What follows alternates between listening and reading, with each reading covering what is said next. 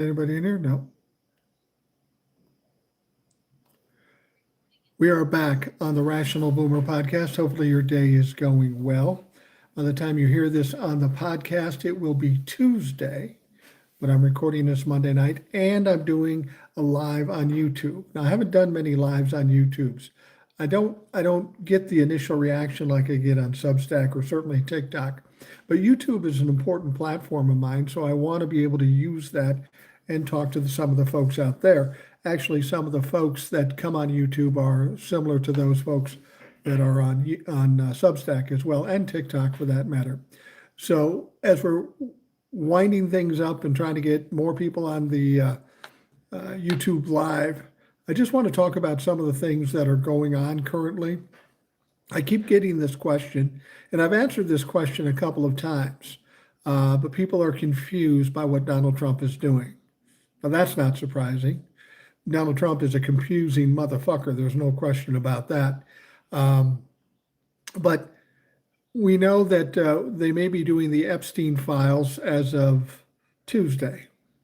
If you're listening on the podcast today, they may do the vote on whether or not to release the Epstein files. Now, Donald Trump has spent every moment since he's become president trying to stop that. In spite of the fact that he campaigned on this, he's trying to get everybody in the world to stop talking about the Epstein files. So now word gets out that there's going to be a lot of Republicans that are going to be voting to release the files. You're probably wondering, okay, we got 218 votes. Why would there be a bunch more people voting to release the files?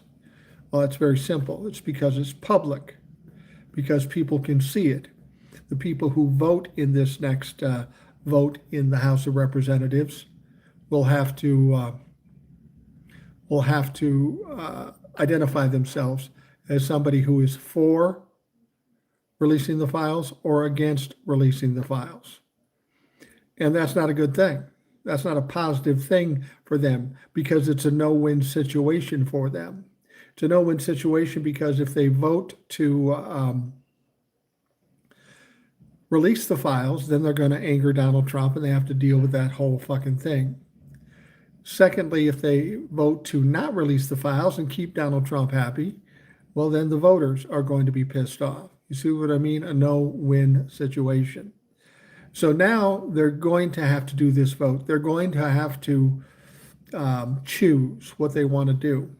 And what we're hearing and what we're seeing is more people are worried about their constituents than they are Donald Trump. And that's probably the right thing that they should be doing at this point. Donald Trump is losing power, losing effect, and they should finally starting to be thinking about themselves as opposed to what they've been doing for such a long time, bending to everything that Donald Trump has said. So now the question is, why is Donald Trump all of a sudden flipping the switch and saying, yeah, I think all the Republicans should vote to release the files? Is he all of a sudden changed his name or changed his plan and wants to release the files? I see Jameson says here, the files are scrubbed at this point. We'll address that too. They may try to scrub the files in terms of what's in the FBI, but I don't see that as a big problem, and I'll explain why. The reason Donald Trump is saying, go ahead, vote on the releasing the Epstein files is simple. Donald Trump knows he's going to lose big here. He doesn't want to appear as though to have 100, 150 Republicans vote against him. That's a big loss for Donald Trump. That shows weakness. That shows a loss in popularity. And we know that Donald Trump, that's all he cares about, his popularity, his ratings, if you will. And instead of taking that beating and continuing to ask them to vote against it, he's now going to vote with it because what's going to happen is inevitable. And instead of looking like he got his ass kicked, he's going to say, well, see, I told him. But now you're probably saying to yourself, well, why does he want the Epstein files released? Here's the deal. This vote doesn't get the Epstein files released. There's a long road to get to that point. If it passes the House, it has to pass the Senate. It could pass the Senate, especially if there's a big turnout for releasing the files in the House. That may put pressure on the Senate. But the Senate is only 100 members, only 50 plus members that are Republican. Much easier situation to control than the House members. There's like maybe 150 people that he's got to try to control there. He can't do that. He knows that. So he's basically conceding that. And when he loses there, it's a tantamount to him saying, I'm fine with it. I knew I was going to lose. I knew that was the right thing to do. He doesn't want to accept the loss. That's why he's saying go ahead and vote for it. He also knows this doesn't mean that the Epstein files are going to be released immediately. It's going to go to the Senate. Now, it could pass the Senate. It could pass the Senate. If it passes the Senate, it still has to go to Donald Trump to sign it. Donald Trump has to sign off on that vote in the Senate and the House. Now, the only way you can go around Donald Trump on this is if you get votes in the Senate and the House in supermajorities. Now, what they're talking about in the House, it could very well end up being a supermajority. Whether he can do that in the Senate or not, or whether that will happen in the Senate, I'm not altogether sure. I'm not positive that can happen, but maybe. Maybe the pressure from the House will cause that to happen. So now Donald Trump needs to sign it unless it's a supermajority, and that makes it veto proof. And then it can go around Donald Trump. But it doesn't end there. Pam Bondi can say, well, I can't release it because there's active investigations going on. And we know that Donald Trump instituted some or asked for some more investigations into Bill Clinton and some other folks. They will try to use that excuse first. Now, Congress should be able to get around that too. I was hearing from Legal Dad on TikTok that there are ways to structure what they're asking for to get around that, and that could be. And then we get to the point where Jameson says, and not until then do we get to the point where he says they scrub the files. I don't think they can scrub the files because the fact of the matter is there are files in other locations. It's not just what the FBI has. Clearly, the Epstein estate has files too. But it could be heavily redacted. Now, the Congress may come in and say, you can't redact it like that. You got to give it to us unredacted. But it does what Donald Trump asks all the time. Push the goalposts back. Delay, delay, delay. So the idea that this bill gets voted on in the House doesn't mean anything immediately. And Donald Trump is set up to lose big. So all he's really trying to do is make it look like he's not losing, that he agrees with it. It sounds childish. It sounds petty. It sounds immature. But hey, that's fucking Donald Trump. So what can I say? Obi Mom Kenobi, the files is a legal matter and the law will do what it can do. We will see. Now let's talk about those files. I've often said that those files will not be released until Donald Trump is out of office. And I tend to agree with that, unless it's forced down his throat. And if the files do get released, that may be his out to get the fuck out. I don't know. But at this point, it really doesn't matter with regards to Donald Trump. You know what I'm saying? Because we've got a lot of stuff that already come from the Epstein estate. And there's a lot of damning shit in there. I mean, they're still picking shit out of the 20,000 emails. There's enough there to sink Donald Trump if he's going to be sunk. The other thing is there's probably more things coming out of the Epstein estate. Possibly videos, possibly pictures. If people get pissed off because he's successful in pushing the goalpost back, look for something like that to pop out. Here's the deal. The people who are in the process of trying to get Donald Trump have committed to the fact that they're going to get Donald Trump. They're taking him down. It's an inevitability, and they will do whatever they have to do to get this done. Donald Trump doesn't get out of this. He's too deep now, and he's got no way to explain his way out of it. Jameson says, I think he'll be taking a dirt nap before the release of any of these files. Something else will take him down, us. Yeah, that's something to be said. I don't know if you saw him in his press conference. He was having trouble with his voice. It was really gravelly, and somebody asked him about it. No, I was just yelling at somebody beforehand. Donnie, I think you yell at people every fucking day, and you've never had a problem with your voice before, so I'm not buying that bullshit. Enviro Stewart says people can't read, so screw the text and messages, just release the photos. An image speaks 1,000 words. I tend to agree with you. And it doesn't have to be a real explicit picture. It could be, a censored picture of Donald Trump sitting in a chair with a topless teenager sitting on his lap with the appropriate areas covered. They just need to make the connection between Epstein, these girls, and Donald Trump. That's all they've got to do. And that's what I'm saying. People are already suspicious of him, and not just us, not just the Democrats. I'm talking about Republicans, and I'm talking about the Trump-a-fucks even. They're thinking, what the fuck is going on here? What's happening? They can't believe it. They don't want to believe it. So a picture, a video, an audio tape, that's what it's going to take to get most of them to believe it. Now, understand, there are going to be people that follow Trump that will never believe it. Those people are unredeemable. You can't save them. You can't convince them. They're going to stick with Donald Trump no matter what. But the vast majority of people, even Republicans, will say, okay, this is too far. I'm not going to support somebody who abuses women and children, because that's who he is. That's what he does. There's plenty of evidence to show that. There are lawsuits. There are pictures.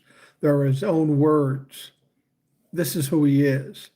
The fact that people haven't been able to accept it, some people haven't been able to accept it and acknowledge that it's true, is just fucking unbelievable to me. Spacer says, I saw Che Osei, a progressive young guy, has filed paperwork to primary Jeffries in 2026. Well, I think that's something that needs to be done. When I first saw Hakeem Jeffries, I thought, well, here's a sharp guy. He's articulate. He seems tough. I had a lot of hope for Hakeem Jeffries. But then he got tangled up with Nancy Pelosi and Chuck Schumer and the whole establishment part of the Democratic Party.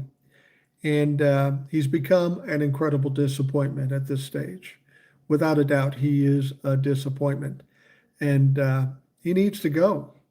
I mean, he shows some flashes of possibilities every now and again, but I can't trust him. And I think the vast majority of people in this country don't trust the establishment Democrats. If you want to know a reason why Kamala Harris lost in the 2024 election, it's because they may be considered her part of the establishment Democrats, because she was the vice president under Joe Biden. People are tired of what this government is doing for the people, which is nothing. And it's not just the Republicans, it is the Democrats too. There's a number of Democrats that get a lot of money. And they are compelled to send the money back to wealthy people and forget about us in the middle class. The young people in this country are pissed off, and deservedly so. You can talk about the stock market. You can talk about all the things that are going on in this country that are positive when Joe Biden was in office. But the fact of the matter is, we have young people, millennials, Gen Zs, that go to college, get locked down in huge loans that are almost impossible to pay back. They get out and they get jobs that don't pay them for shit. And these young adults that want to start their lives and families can't afford a house, can't afford cars, can't afford anything. because everything's been taken away from them. Now, they want to blame the boomers for that. And maybe to a large degree, that's true. Not all boomers, of course, but certainly boomers are responsible for that thing. And that's where the Democrats fall.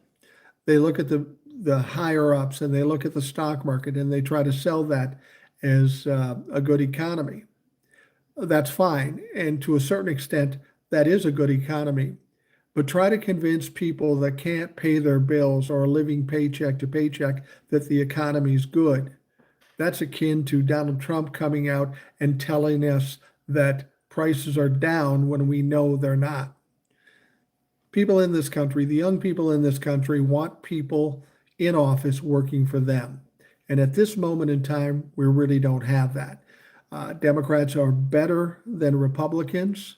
There are some Democrats that are doing the right thing, but there's enough Democrats that aren't doing the right thing that are causing these problems in this country. And until you fix these problems, you're not going to get the young people's votes. David Sarin says, howdy, Boomer. Been a while since I caught up to one of your YT lives. Well, I'll be honest with you, David. It's been a while since I've done a YouTube live.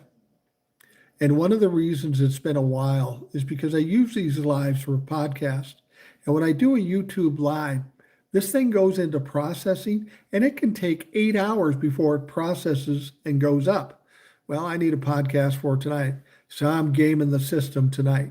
I'm doing the live here on YouTube, but I'm also recording on Zoom. So if I'm looking away, I'm looking at Zoom or I'm looking at my phone for YouTube. So that when this is done, I'll download what we have on Zoom and I'll put that up as the podcast. So thank you, David. Thank you for waiting for me to come back. And I'm going to try to do more of these too, because I almost look at YouTube as my home base when it comes to my platform. That's the one place I can count on. There's a lot of people. I get to do what I want to do without too much trouble. And I can do these sorts of things. I do Substack lives too, but we're talking about a smaller group of people. And I love doing that. The Substack lives are my favorite because I can sit down and just do that without any problems. And I can download the live afterwards pretty quickly.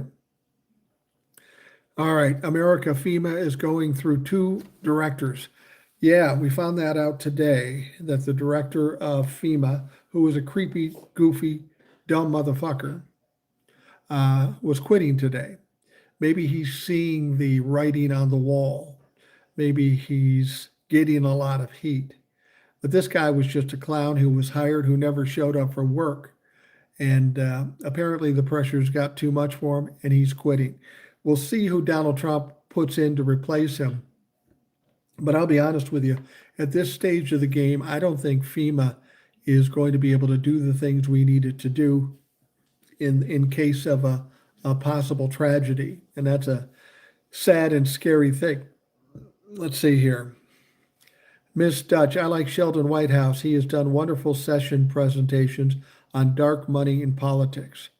Ms. Dutch, I agree with you wholeheartedly. He's one of my favorites in the House of Representatives. Sheldon Whitehouse is, I think, a law professor and a lawyer. He knows the Constitution, and he's not afraid to speak his mind. The only negative that Sheldon Whitehouse has is that he's an old white man like me. I'm getting tired of old white men in politics. However, I would give him a pass if they made him Speaker of the House, because I think he would do some incredible things. And it would go a long way for the Democrats to change their the perspective of people who are the voters. I mean, what's the one thing we constantly hear about the Democrats? People think they're weak. They don't like the Democrats. They're not going to vote for the Democrats. So how do you fix that? How do you fix it quick? Well, there's an easy way to fix it quick. Kick Chuck Schumer out of leadership in the Senate and put somebody stronger than him. And Sheldon Whitehouse, I think I mixed up Sheldon Whitehouse with the House. Sheldon Whitehouse is in the Senate. He should replace Chuck Schumer. The person who should replace Hakeem Jeffries in the House is Jamie Raskin. Now, if you took Jamie Raskin and put him as Speaker of the House, Sheldon Whitehouse as the majority leader in the Senate, that would show that this party is ready to fight. Because at this stage, we've taken these beatings from the Republicans for 10 years. People are getting tired of it. They don't want people to reach across the aisle. They don't want people to try to work together in bipartisanship. They want fighters because they know these people are more than willing to cheat, lie, and steal. So we need somebody who's tough, who's going to hold them to it. Benny Loco says, I like when Boomer goes live on YouTube. Thank you, Benny. Benny's a big time follower on YouTube, and she's also got a podcast too. So Benny, why don't you put out there what the name of your podcast is so people can check it out? Benny Loco, she has a podcast. Check it out. Benny, put the name of it out there so people can write it down and get to it later. Sheldon Whitehouse says he doesn't want to be the minority leader of the Senate right now. Well, I suppose not right now. He might have a different feeling for it after they become the majority. That might be a different situation, and that would be a logical time to make the change. And if it's not Sheldon Whitehouse, there are other people in the Senate that would be perceived as younger or more of a fighter. Anybody other than Chuck Schumer at this point would probably be a good choice. Murphy is an option. He might be a possibility. Frank says, yes, Sheldon Whitehouse is good, but he said he doesn't want to be the Democratic leader of the Senate. Fair enough. If that's not what he wants to do, then he doesn't have to do it.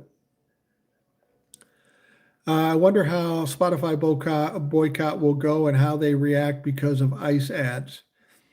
It's an interesting thing. You should mention that. I have my podcast and other stuff on Spotify, and I have it here on YouTube. In both situations, they put commercials in these podcasts. I don't have any control over what those ads are. They just do it. And I will get people coming to me from time to time saying, well, they had this candidate who's a Republican, or they will have this ad for ICE. I'm going to tell you right here and now, you can hear this on Spotify. You can hear this on YouTube.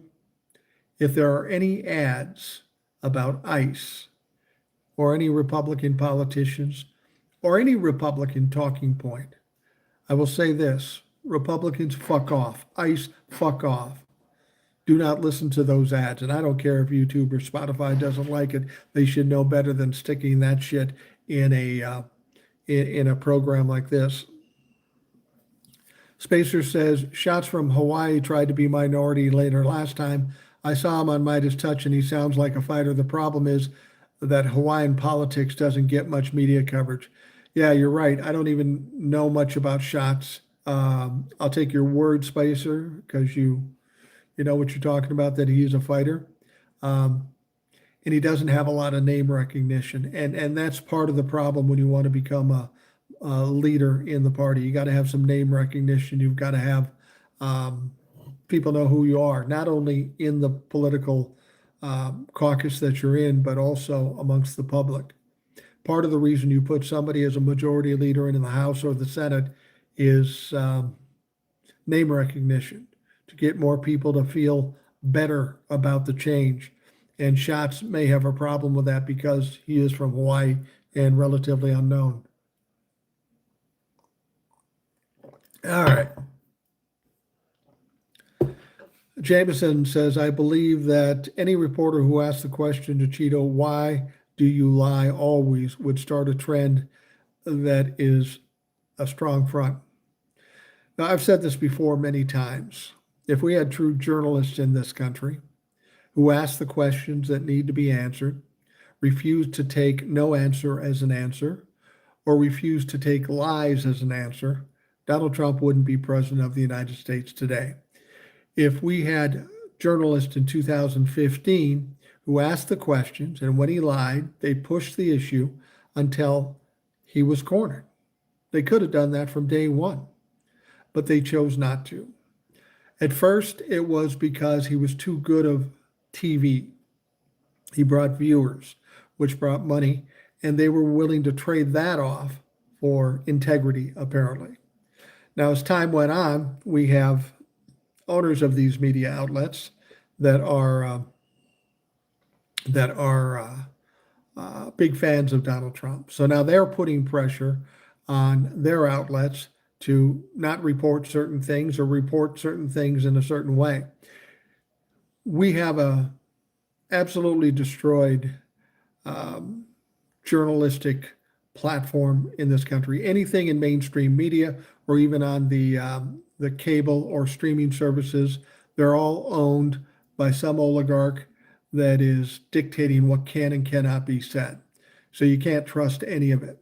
Had they done the job in the first place, we would never be in this situation. That's why I hold the media largely responsible, among other people, but Merrick Garland I hold responsible too. But had the media done their job and been true journalists, Donald Trump would never have been a thing and would have never been president. And for that, I would just compel you to not to watch mainstream media. I watch some mainstream media briefly just to find out what the stories are. But if I want to find out what the truth and the facts are behind the story, I go look elsewhere, like an AP or a Raw Story or a HuffPost or something like that. Someplace I know I can trust the information. Frank Capolino says, "You mean Senate Minority Leader of the Senate? Sheldon Whitehouse is in the Senate." Yeah, I made that mistake, and I did correct it too, Frank. But Sheldon Whitehouse is in the Senate. I would like to see him as the leader in the Senate, but it sounds like he doesn't want it. So we look at some of the other options. I think Jamie Raskin in the House would be a much better choice than Hakeem Jeffries. Benny Loco, just check out her podcast. It's 21st Century Suffragettes Channel. Benny's kind of a pistol, if you will. I hope you don't take offense to that. I mean it with all due endearment. And I'll just say this, Benny, I call my granddaughter a pistol because she's a fucking pistol. But the thing I like about Benny is she doesn't hold back. She doesn't soft soap anything. And I can appreciate somebody who's feels strongly about things and is not afraid to talk about it. Spacer says, Ro Khanna for speaker, unlikely, but a good choice. Ro Khanna would be a good choice too. He's actually stepped up and done quite a lot of good things. So he wouldn't be a bad choice at all. The question is, are they going to get rid of Hakeem Jeffries? I mean, once you get into leadership, you're kind of entrenched, and it's hard to get a change unless something horrific has happened or some embarrassment or some scandal or something. So it's going to take some doing to get them out of there. And I don't really know what the process is. And there's a little danger to anybody that wants to kick out one of these leaders. What's that old axiom that says, if you're going to shoot the king, you better make sure you hit him? Because if you go after Schumer or if you go after Hakeem Jeffries and it doesn't work, your life inside whatever body is going to be fucking hell. You're not going to be on any good committees, and you're going to be treated like shit. So it's a scary situation, and I think a lot of people are worried about doing that. So the other option is to vote these motherfuckers out. You want Schumer not to be the leader in the Senate, then vote him out. And we're hoping that when he has to run for re-election in 2028, that AOC may run against him, and I don't think she'll have any problem beating him. Ms. Dutch says, yes, so agree to both great suggestions. White House for Senate, Raskin for the reps. I can just see Sheldon glaring over his glasses at the Repubs trader. Hell, he's doing that now. I see him on social media about every day, ripping into the Republicans, and I applaud him for that. Somebody's got to do it, and for the longest time, nobody's had the courage to do it. Boomer, today is my 18th year anniversary here on YouTube, Benny Loco. Wow, Benny. 18 fucking years. Wow. Well, congratulations. Happy anniversary. You do a good job. You do a great job. Frank says, I like Sheldon Whitehouse, John Ossoff, Raphael Warnock, Chris Murphy, and I hope Sherrod Brown wins J.D. Vance Senate seat against John Husted and gets elected back to the Senate. Yeah, I would hope there's some changes in Ohio and we can get Sherrod Brown back. He was in the Senate for quite a long time. He knows his stuff. He's a valuable senator, and Ohio needs to get the shit straight and get Sherrod back in. Those other people you suggested, John Ossoff, I'm a big fan of John Ossoff. The only thing that concerns me about John Ossoff, when we were looking at who was going to vote for the CR, he was initially reported as signing to approve the CR. And that got a lot of people pissed off. And I don't know if that's true or not. It could be true. But at the last minute, if it was true, they said, oh, fuck, he's running for re-election. Don't let him sign it. And he didn't. I don't like the idea that he might have been willing to capitulate. And that kind of surprises me too, because if you look at John Ossoff when he speaks, he's very articulate, very sharp, very smart. I even see him as a possible presidential candidate at some point. I hope to God he wasn't really going to do it, but it looked like he might. Warnock and Chris Murphy, both great choices.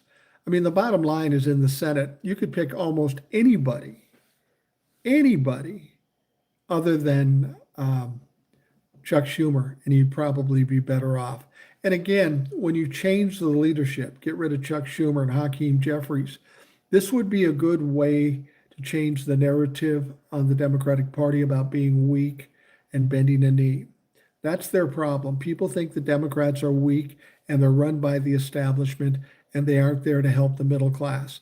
If you can put people in leadership that are strong and ready to fight back and talk about helping the middle class and the poorer class, you can change the whole attitude about the Democratic Party. Unfortunately, we've got an establishment that has a chokehold on the Democratic Party, so it's going to take some doing to get that chokehold released.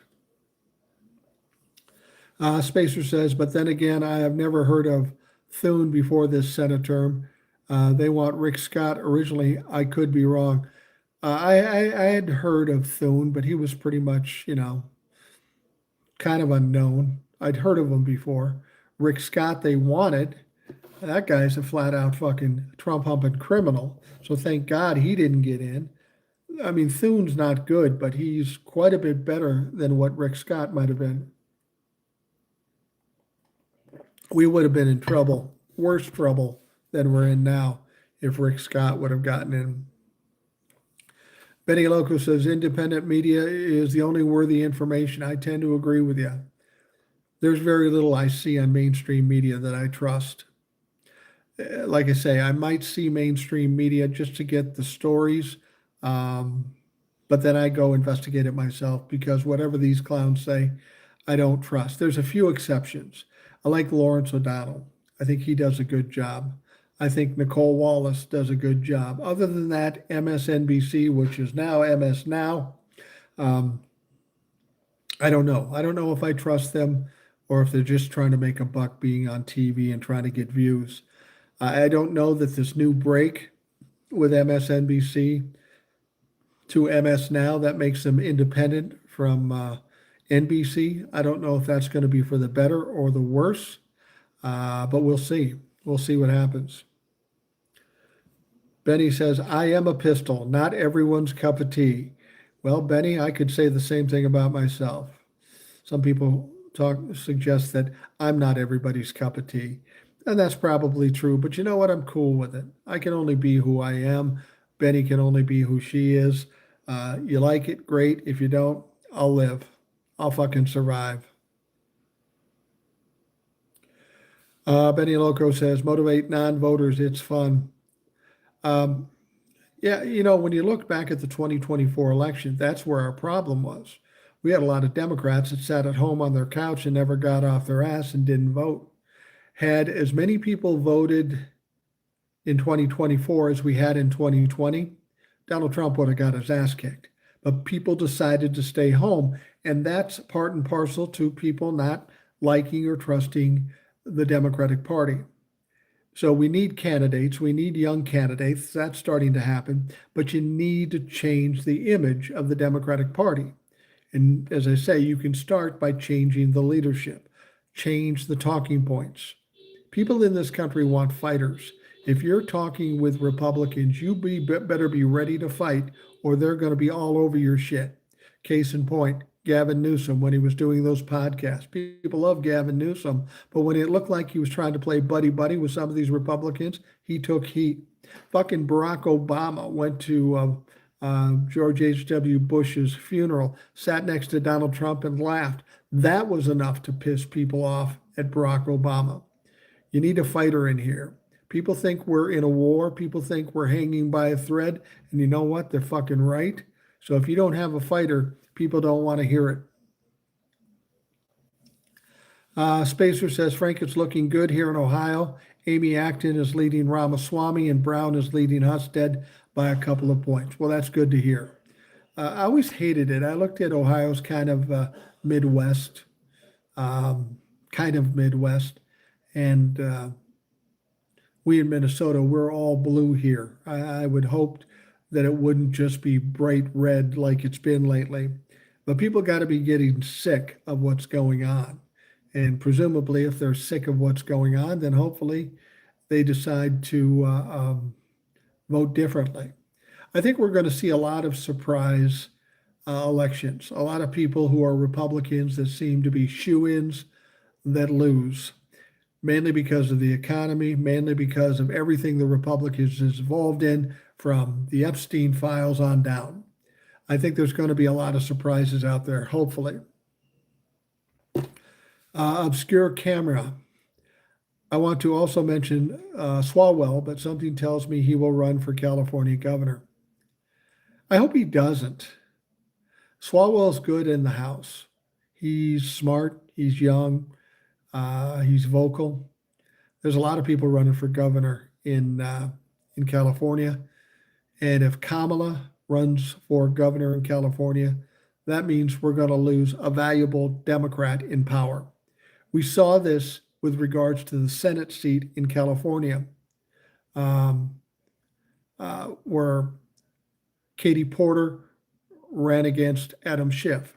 Now, both these two were very important people in the House, but they had to resign their jobs in the House to run for the Senate. So Adam Schiff wins the Senate. That's cool. But Katie Porter, who was once a big firebrand in the House of Representatives, is now without a job. I don't know that that's a fair trade. I hope Swalwell sticks it out where he is, because I think if Kamala runs for governor, she's going to fucking win. She should win. I know there's been periods of times where she said she's not going to run, but things change. Things change very quickly in politics. Just because a politician says something doesn't mean they're going to fucking do it. Robert Reich, who I like a lot. He's a smart man. Robert Reich said it best. The rest of the country doesn't take Ohio seriously, and I don't blame them. Benny Loco says, I would do a better job than Schumer. Couldn't agree more. Frank says, I don't know if Chuck Schumer will retire, but now that Nancy Pelosi is retiring, Chuck Schumer probably will retire and stop a primary from AOC. That could be. Now, his election isn't until 2008, so we got some time yet.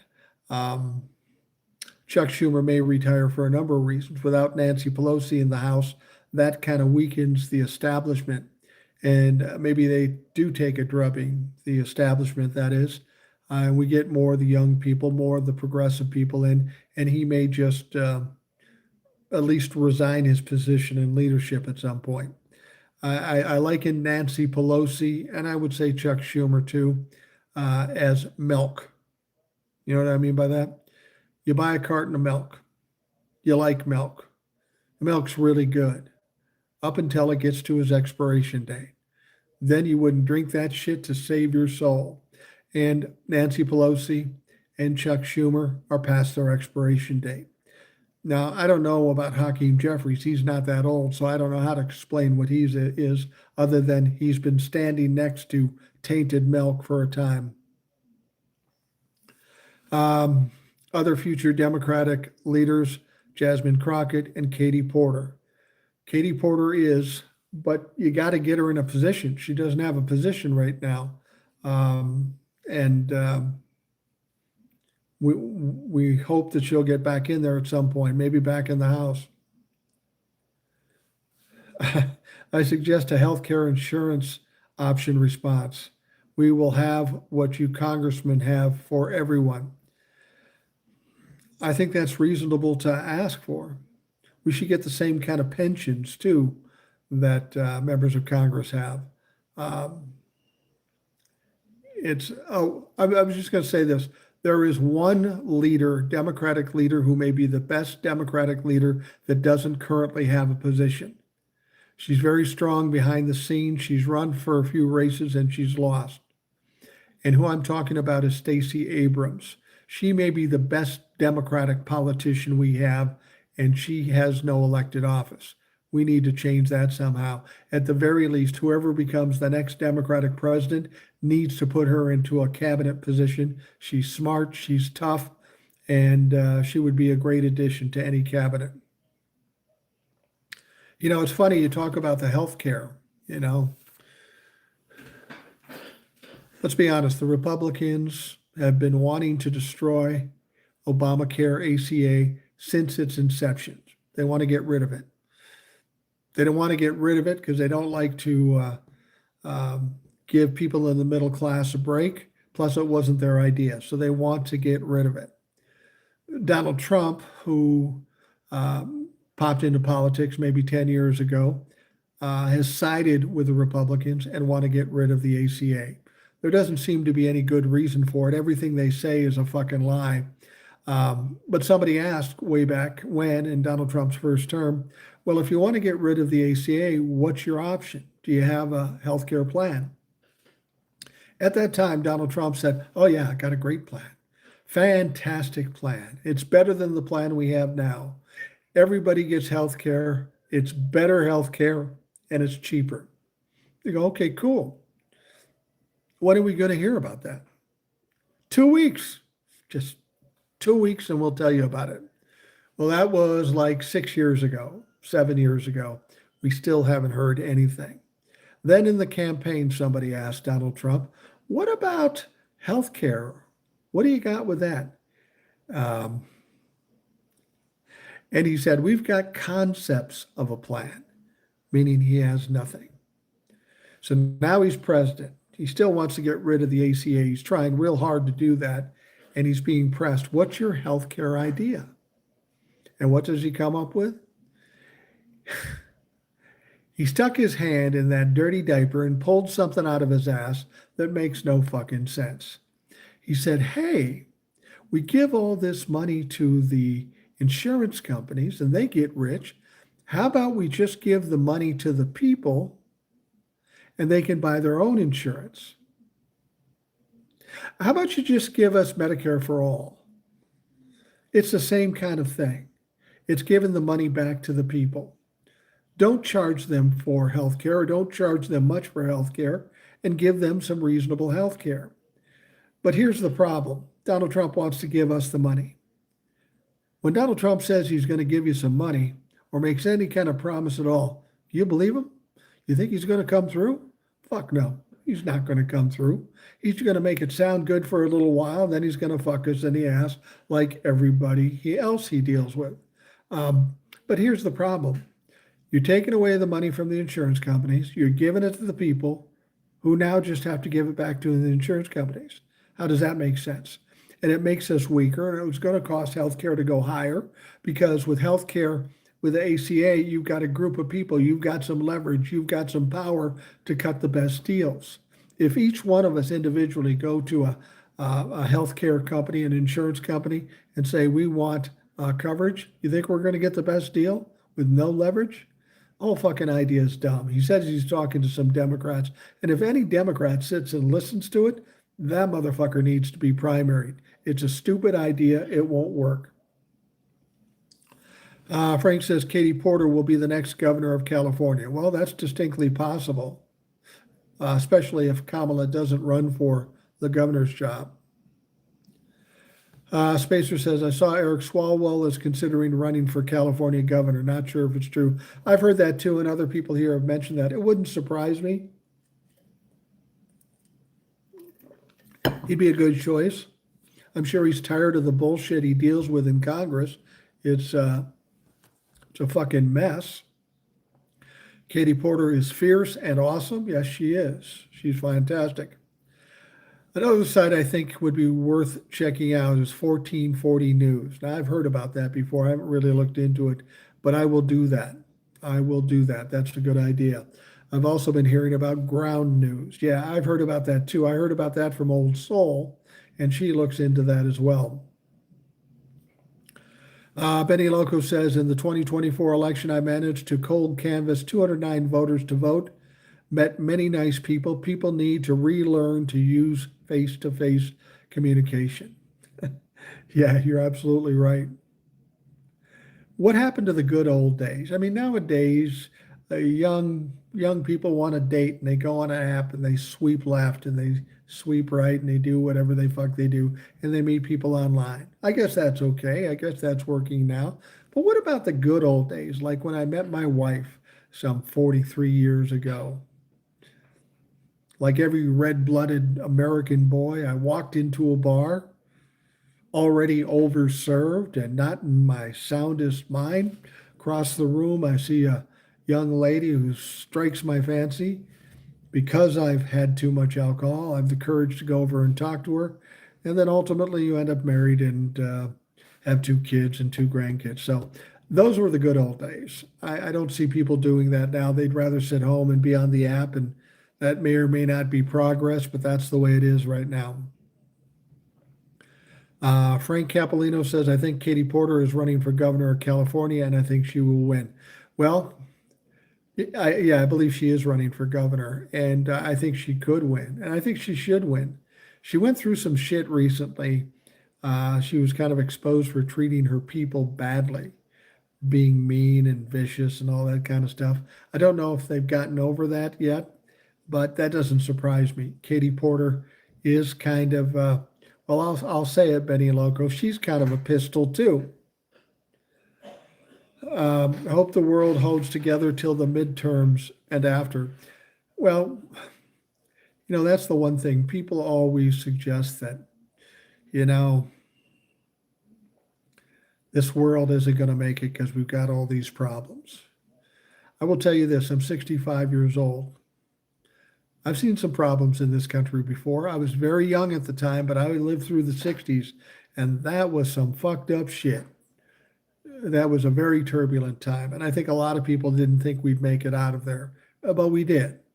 And we will make it out of this. This is turbulent times. This is an absolute shit show. And when we do find our way out of it, it's going to take a long time to fix, but make no mistake, we will do that. I have no question in my mind. I always have hope. And if you don't have hope, why even get out of bed? Fuck it, just stay in bed and wait for the sky to fall. But as I said, I'm 65 years old. And I can promise you this, in my 65 years, I've gone through every trial, tribulation, and tragedy anybody could go through. We all have, right? There are days when we didn't think we could handle it anymore. There were days where we didn't think we would make it to tomorrow. When I was younger, I had cancer for a little bit, and I had a lot of problems going through it. But you know what? After all those trials and tribulations, 65 years old, here I sit in my living room, comfortable talking to you folks. There's always hope, and there's always a way out. There's always an angle. So to just give up and cry and say the sky is falling, that's a fucked up way to live. 10 years of 2 weeks. Yeah, that's Donald Trump. Goodfellow says, hey there, Mike. Hey, Goodfellow.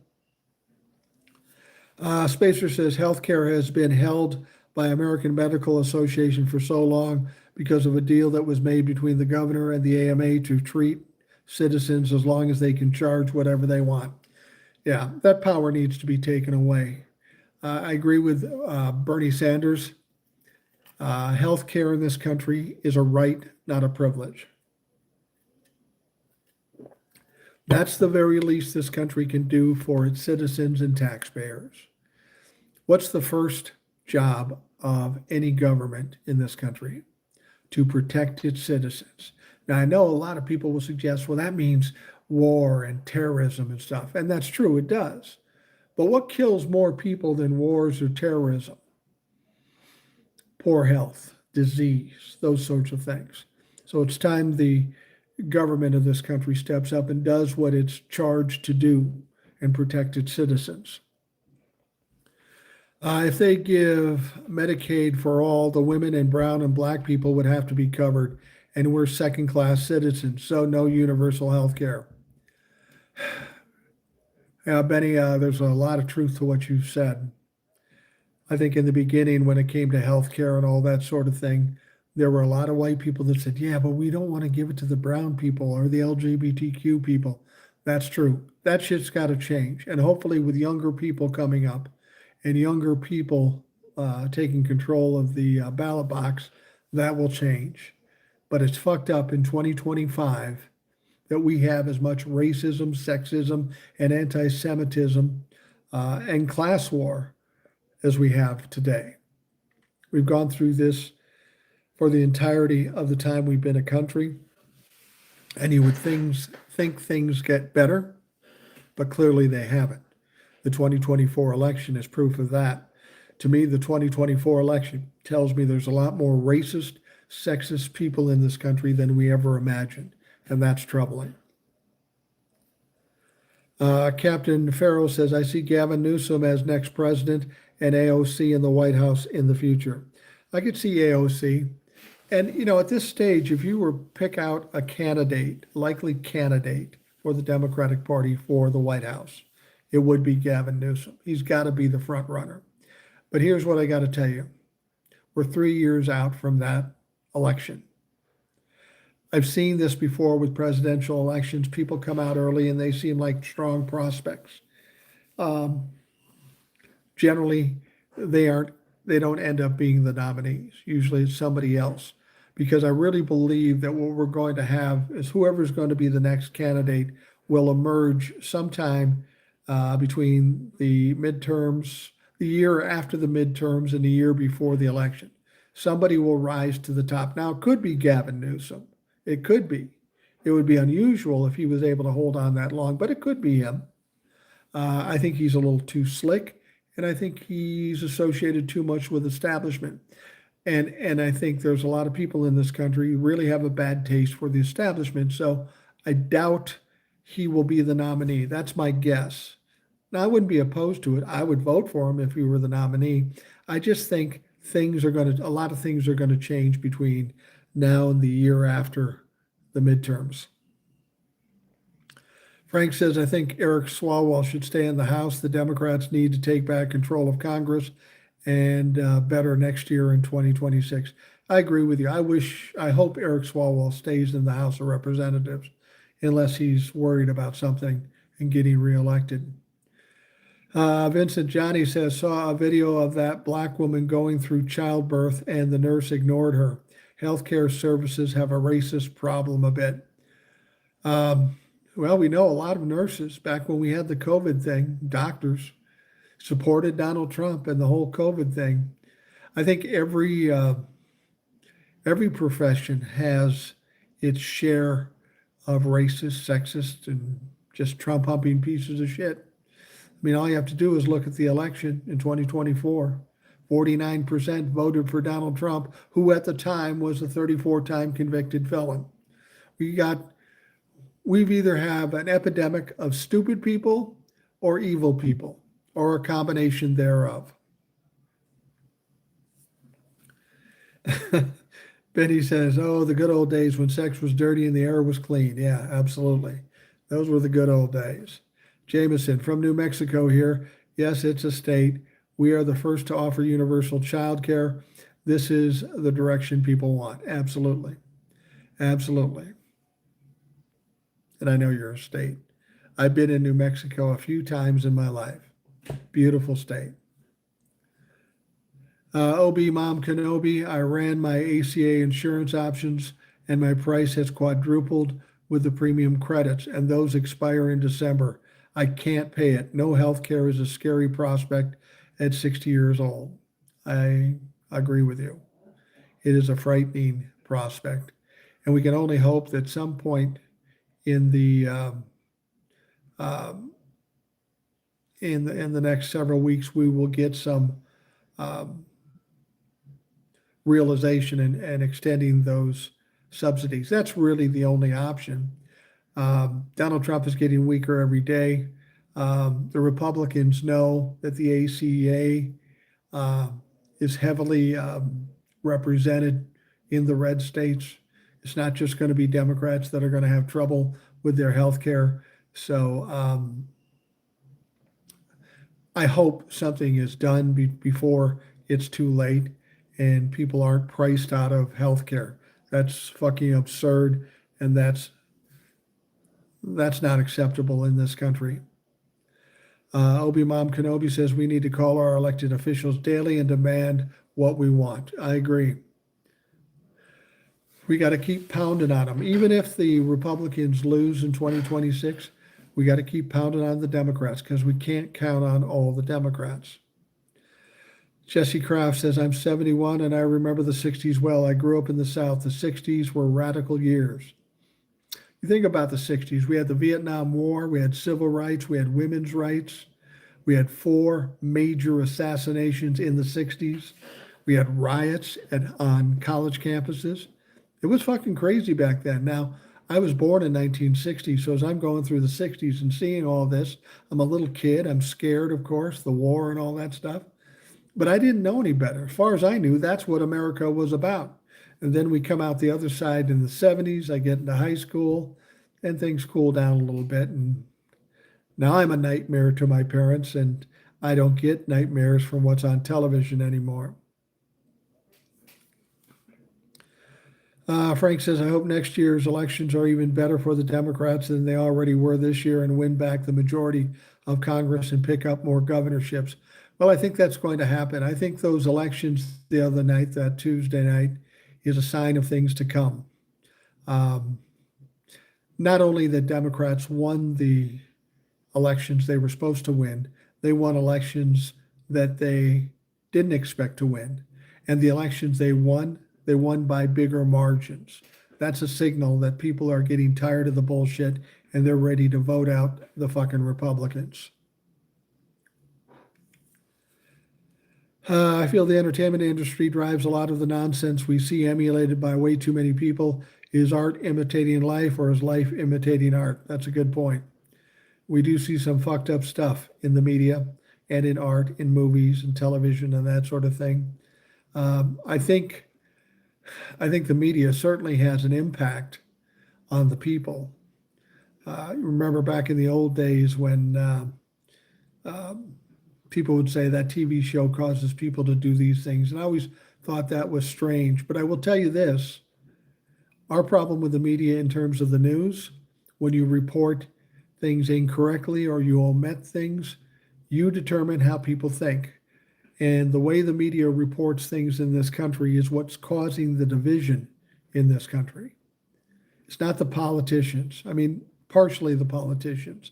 But I can sit down with somebody who listens to Fox News and we can talk about the same subject and he won't have any idea what the fuck I'm talking about it because he's never heard about it. Turn on Fox News now. See how much of the Epstein stuff do you hear?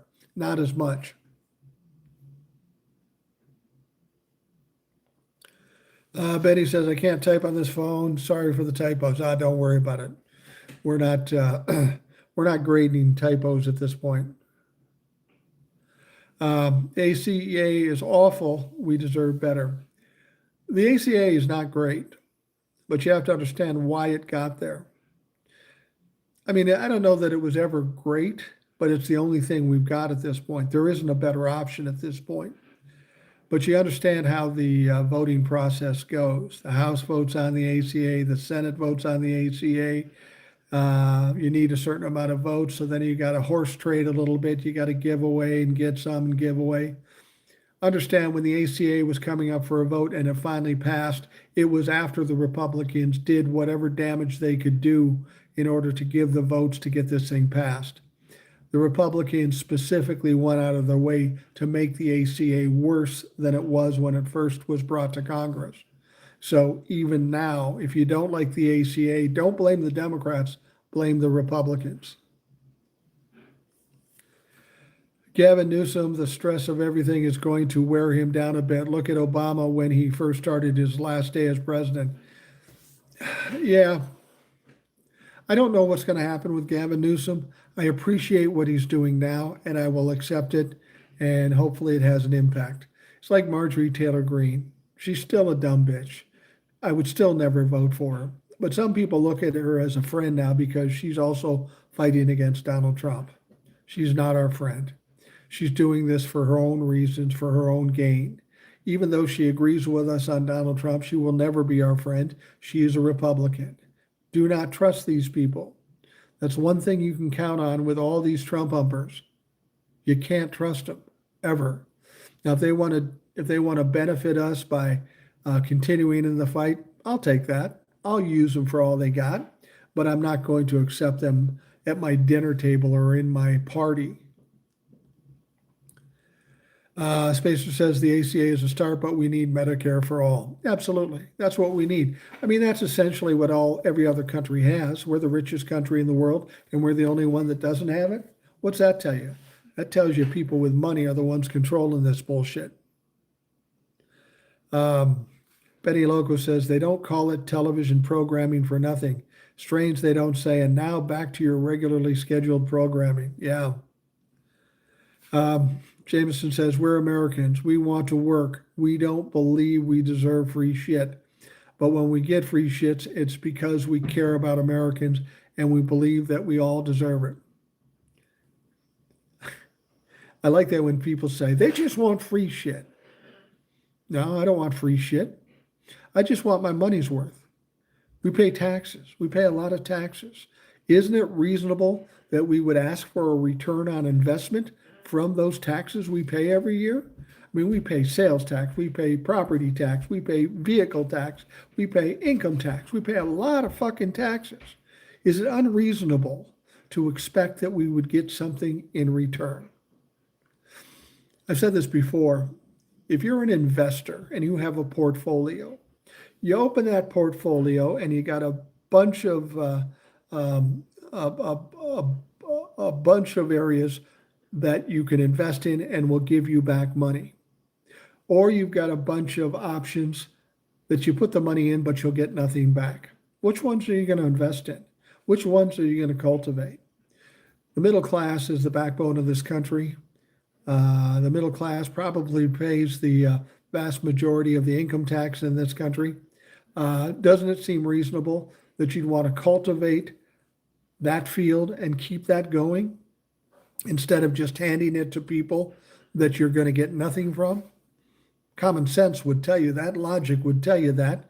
But people getting paid off by the wealthy don't think that way. They're only thinking about themselves. They're not thinking about you and me. Nobody thinks beyond the end of their nose when it comes to politicians or the wealthy. They keep doing what they're doing to the middle class. They'll drain the middle class and it'll be dry. Then where are they going to get their money from? Who are they going to grift now? They will have run their well dry and they've got nothing, and then it will impact them. But what these wealthy people have to understand is the middle class, the poorer class, need to make more money. They need more ease in taxes. They need student loans forgiven. They need cheap health care. If you do all those things, people will end up paying more in taxes. They will buy more things. And what's that do? It generates money for the country. Common sense would tell you that. It's very simple, but they're short-sighted and they only give a fuck about themselves. They don't care if you die, so they're going to take you for all you've got. That's part and parcel to who Donald Trump is and who apparently our government is. My MAGA brother called me the other day and told me he is pissed at Diaper Don for seeking foreign countries to build factories here and because his kids can't get a house. Small progress, at least. You know, Obi, it'd been nice if he figured that out 10 years ago, like you and I did. Why the fuck did it take so long? I like to say I feel sorry for him, but I don't. This is the only way they're going to learn. It's got to be a catastrophic crash, and everybody's got to suffer before some dumb fucks will even imagine what is really going on. My wife and I are on the ACA. She's 64. I'm 60. We pay 110 a month. Got a letter saying it's going to 400 a month. We have a bronze plan with 9,000 deductible. Out of pocket money is crazy. Yeah. I was on the ACA for a while. Now I'm on Medicare because I'm 65 and so is my wife. But we were paying something like 1,000 a month for two of us. And then it went down to $600 a month because of some of the subsidies. But even that's a lot of money. $600 for retired folks? It's fucking crazy. We need to get rid of the revolving door lobby. Yeah, we need to take money out of the out of politics. We've got to get rid of Citizens United. That is part of the problem, part of the main problem we have today with money in government. Rita Ray says, "Hi, a boomer from Ohio. It's only been 1 year. I'm 71 and exhausted." Rita, I can relate. I'm a little exhausted too. I get up every day. I talk on TikTok and YouTube and Spotify and all this stuff. It is difficult. It's taxing. Sometimes it's even tedious. I can respect what you're saying. The American manufacturing moved their production overseas for cheaper labor. Yeah. Donald Trump said he was going to bring manufacturing back here. Keep in mind that when Joe Biden was in office, more manufacturing was coming to this country. More manufacturing was being established. But Donald Trump told everybody the economy was bad and we're losing jobs and manufacturing. Dumb fucks believed it and voted for him, and now here we are. No jobs, manufacturing, we're losing it. Prices are up, the GDP is down. It's a fucking mess. And this is something most of us who didn't like Donald Trump knew what happened. The fact that there are some people that couldn't grasp that or couldn't comprehend that is just amazing to me.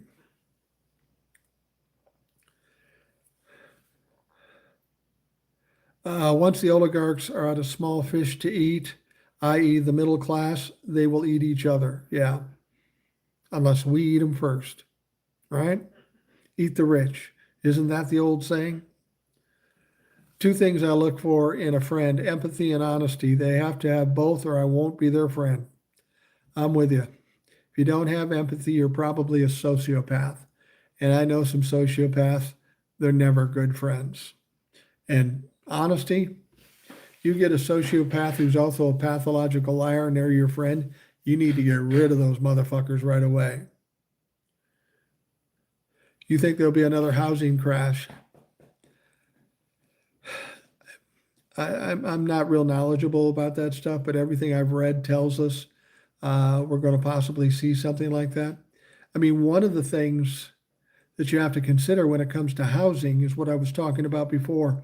All these young people saddled with big student loans, not paying them well enough. What happens is these people either can't qualify for houses or can't afford houses. That's bad for them, right?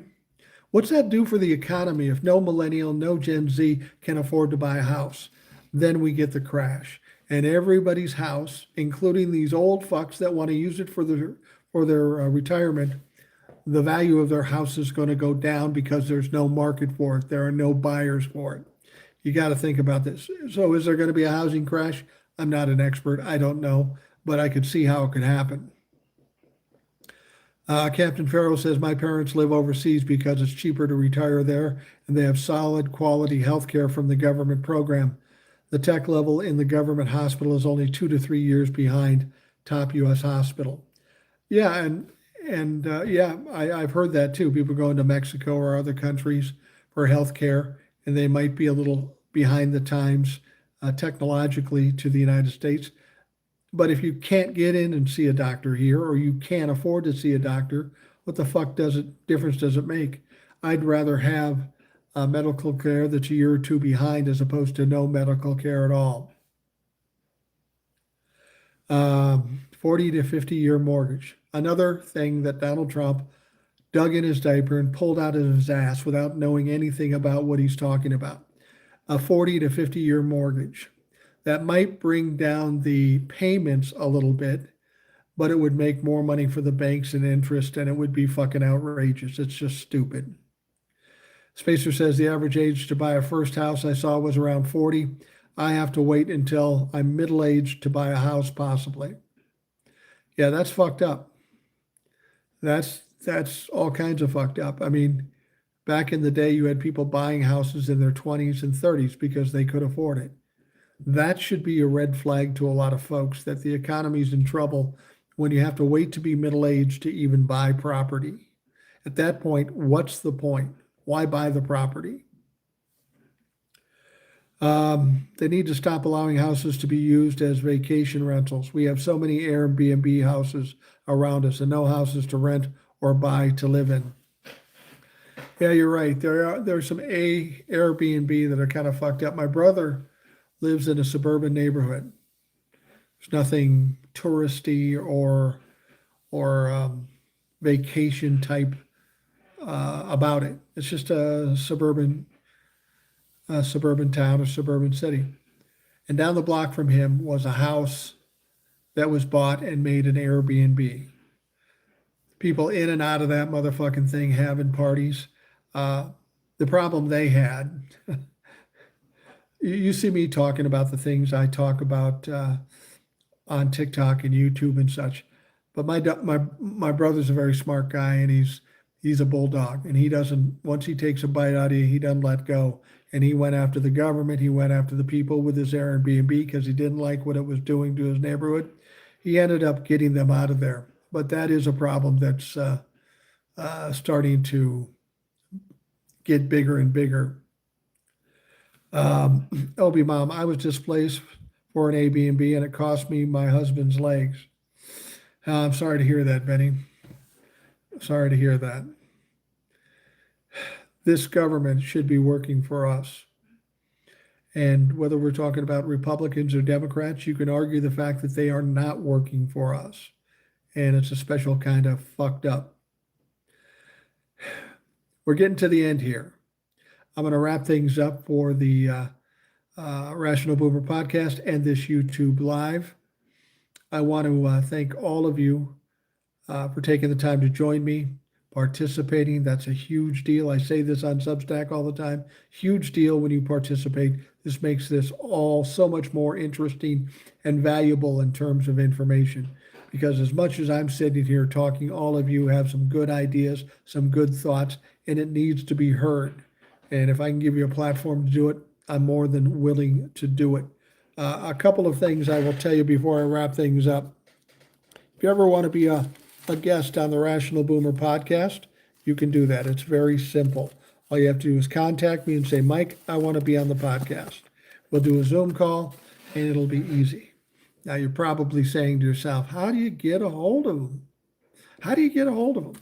Well, I had the emails for a long time, and I'm getting buried with all kinds of news emails, so it's harder for me to keep track. So I came up with a phone number and a text possibility for you. And I give this out for people who have questions, comments, or if you want to be on the podcast, you can do that too. The phone number is 952-522-1399. That's 952-522-1399. Text your questions, comments, or if you want to be on the podcast, you can do that.